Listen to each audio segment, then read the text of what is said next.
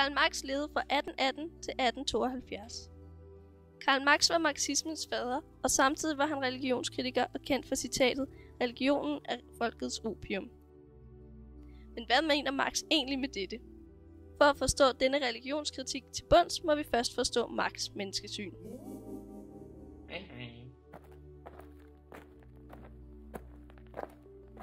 Et menneske adskiller sig fra dyret, da mennesket har bevidsthed. Da mennesket har en bevidsthed, har mennesket en trang til at producere dets livsfornødenheder.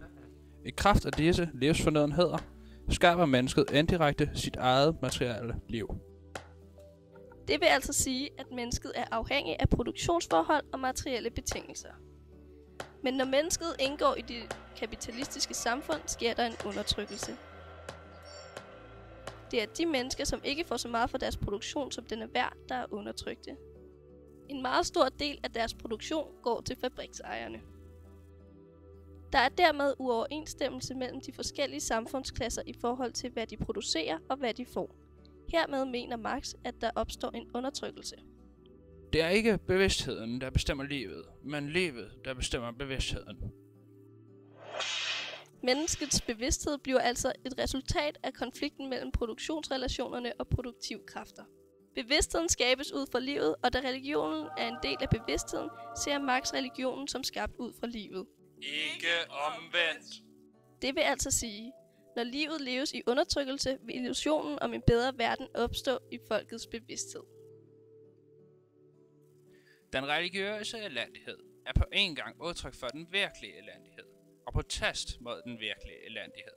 Religionen er den betrængte skabnings suk, en hjerteløs verdens hjertelag og åndløs tilstands ånd. Den er folkets opium. Marx mener, at religionen i sig selv er en protest, da den danner en illusion om en bedre verden. Dog mener han, at denne verden i stedet for skal realiseres.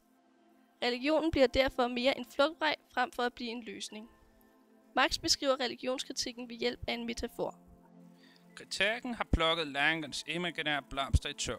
Ikke for at mennesket skal bære fantasiløse, trøstesløse lænker, men for at det skal afkaste lænkerne og plukke den lavende blomst. I metaforen er lænkerne det kapitalistiske samfund. Den imaginære blomst er religionen. Kritikken skal dermed ikke bare fjerne illusionen, men få folket til at bryde ud af lænkerne og opbygge et samfund. Et samfund, hvor alle er lige, og der er balance mellem produktionsrelationerne og produktivkræfterne. Dette vil medføre et samfund uden undertrykkelse og derfor uden religion.